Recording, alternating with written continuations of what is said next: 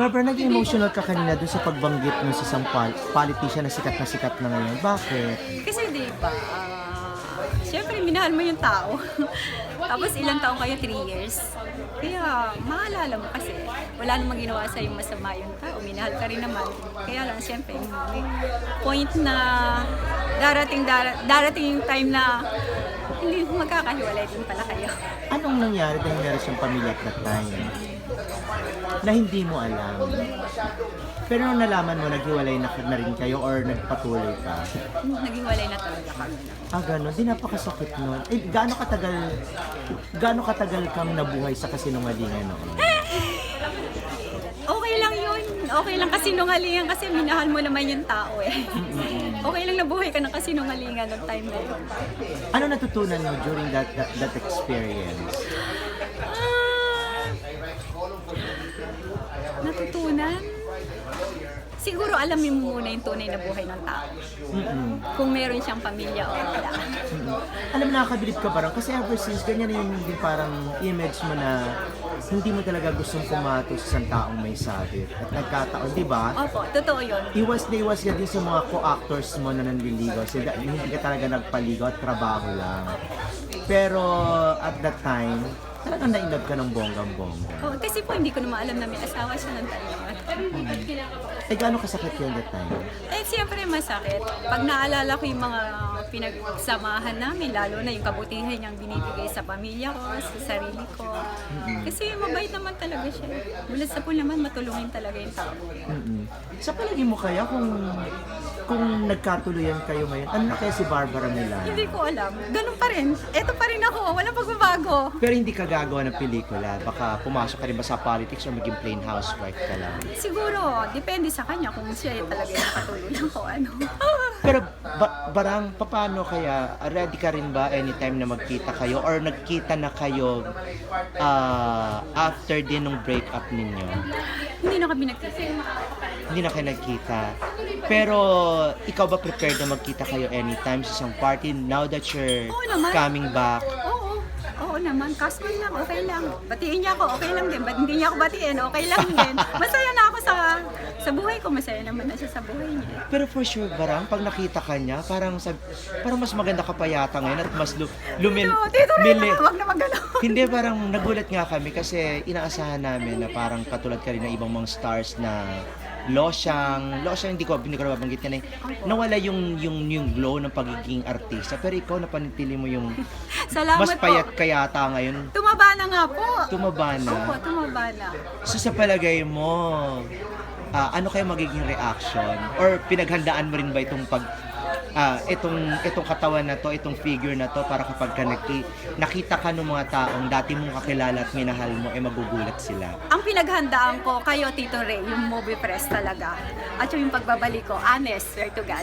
Talaga? Kayo ang pinaghandaan ko kasi syempre magbabalik ako, itsura ko din. Okay, going back na rin doon sa kanya, ano yung mga memories niyo together na talagang hanggang ngayon pinanghahawakan? Ayoko yata, parang lalakit to. Hindi, yung mga memories lang na parang nagamit mo rin sa buhay. Matulungin sa tao. Oo, yun yung nagamit ko. Kahit na yun na lang yung natitira, gagawa ako at gagawa ng paraan para itulong ko sa tao. At kung ano yung tinahak niya ngayon, yun din ang tinahak mo ngayon. Ay, kung ano tinahak mo noon pala, yun din ang tatahakin niya ngayon. Parang mas nauna ka yata. Mas nauna ako sa kanya. Oo. Pero bilang isang babaeng naging tanga, Hindi naman tanga, na-in-love. Sa babaeng na-in-love, nakaranas ka rin ng mga parang pambubuli ng ibang tao Hindi. Hindi. Hindi po. Hindi ako nakaranas nun. Kasi alam ko po na naintindihan nila na hindi ko naman alam talaga yung tunay ng buhay ng tao. Kasi yun ang sabi niya, single, hindi po. Pero nag-sorry ka sa pamilya? Hindi naman. So talagang nung nalaman mo, as in talagang stop na. Galing mo naman, Barang. So ngayon pagbabalik mo, ano yung inaasahan? Ay, okay. Posible nga lumaki itong issue na to. Paano mo paghahandaan? Paano kung Paghahandaan, siguro hindi ko naman dapat paghandaan kasi matagal na yun eh. Masaya naman na siya. Isa na siyang talagang kilala na talaga. As in, sa kanyang estado ngayon, wala ko naman akong dapat paghandaan. Kaya ko naman siyang harapin, kaya ko silang harapin kung ano man meron. Parang in case na, kunwari, mag-offer siya na magkita kayo, friendly date or friendly meet-up, papayag ka? Malabo siguro. Malabo. I'm sure malabo. Dahil, Kasi hindi naman dapat kami magkita. ikaw na mismo yung tatanggi. Oo, ako na talaga. Kasi hindi eh. Kilala ko yung pagkatao niya na eh. Hindi na. Tahimik na siya.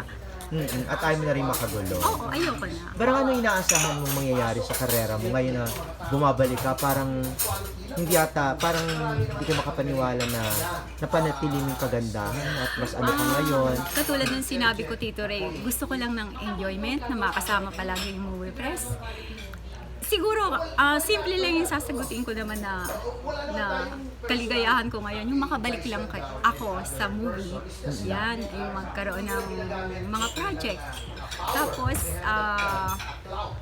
ayan, yung palagi kayong nakikita ko. Kasi masaya, nagkakamiss. Nakakamiss talaga. Tito Ray, honest, talaga namimiss ko.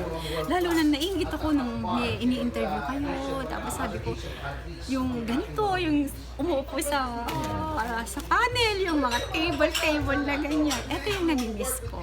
Parang nawawala yung, ano ko, yung matagal na nawala. Parang, ano talaga. Pero barang, sinabi mo kahit anong tatanggapin mo, willing ka sa nudity, sa sexy? Meron ba ngayon yun? Di ba bawal? Meron sa mga online streamings, mga ganon. Depende po kay Attorney Feli kasi siya na talaga yung magmamanage sa akin. Ayoko kasi umuot at sila hindi naman. Oo nga, tapos meron siya ibigay na ano. Bilang respeto at nagtiwala sa akin, management ng Boracho, sila na po yung hahawak talaga sa akin. Pero barang, ano tawag dito? Ikaw ba ay willing pa rin sa mga intriga? Opo, willing naman kasi hindi naman po mawawala yun sa showbiz eh, di po Oo ba? nga. Sanay naman tayo dyan eh. Sa bagay. Oo, di ba magkakilala naman tayo talaga. Okay, thank